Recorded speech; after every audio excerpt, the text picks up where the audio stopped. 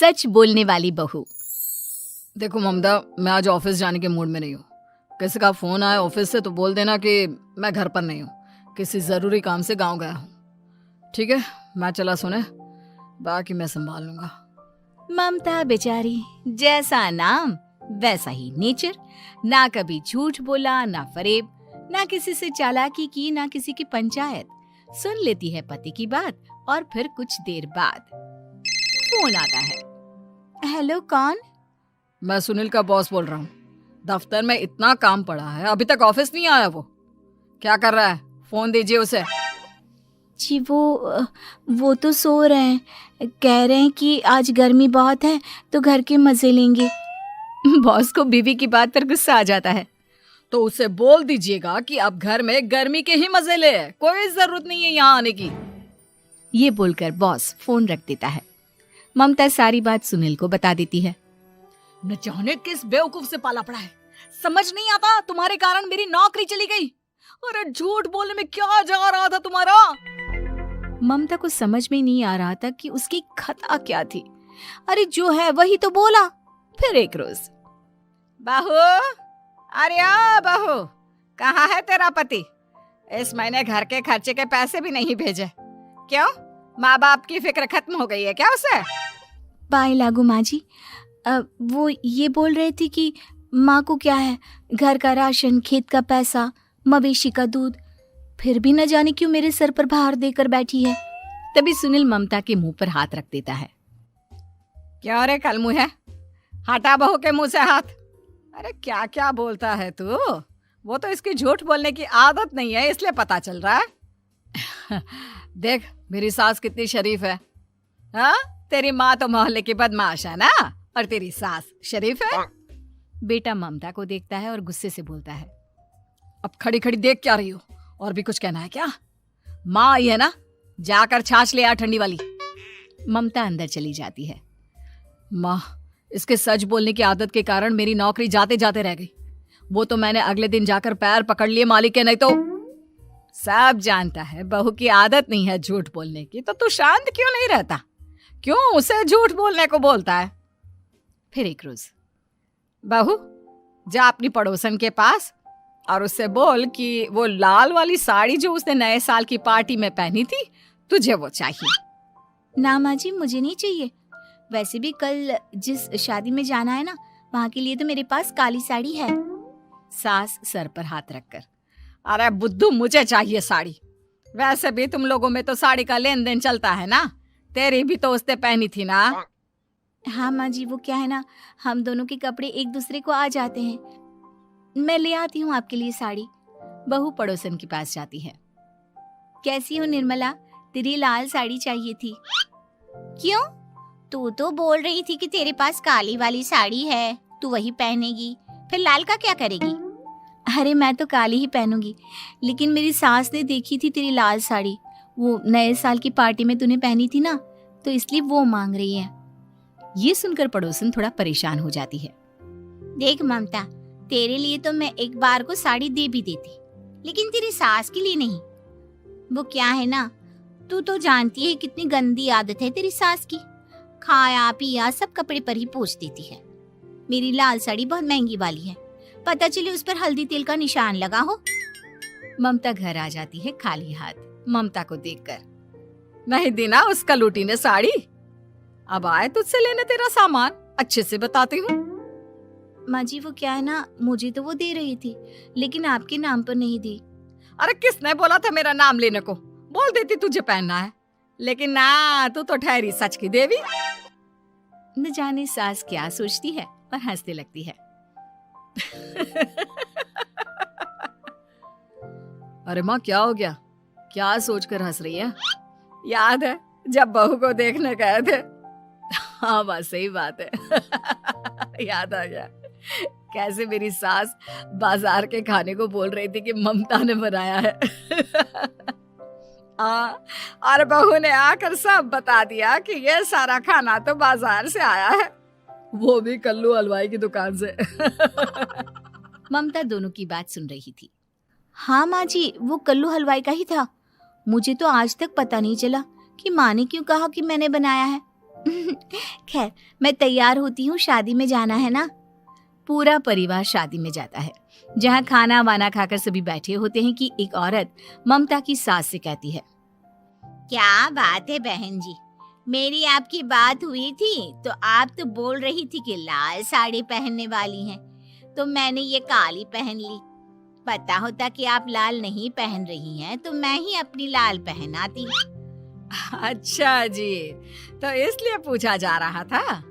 अरे इतनी साड़ियां हैं कि क्या बताऊं। मैंने सोचा तो था, पर ये सामने दिख गई तो यही पहन लिया। अच्छा, मेरी तो तैयारी काफी दिन से चल रही थी, फिर भी आज ऐसा लग रहा है कि ठीक से तैयार नहीं हुई मैं। तभी आ जाती है हमारी सच्ची बहू, ममता बहू।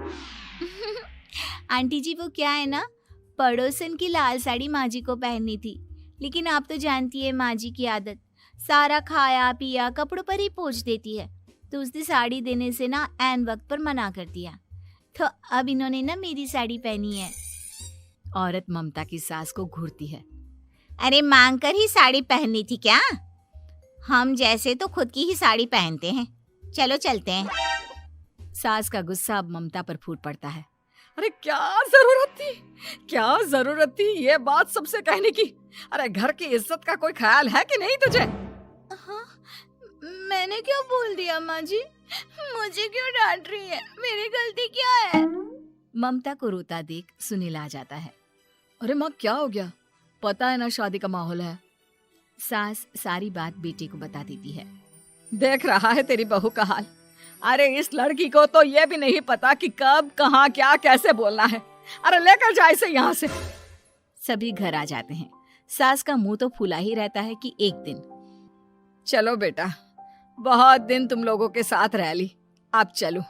वैसे भी ऐसी बहू के साथ समय कैसे कटे, जो ना झूठ बोलती है ना लोगों की चुगली करती है।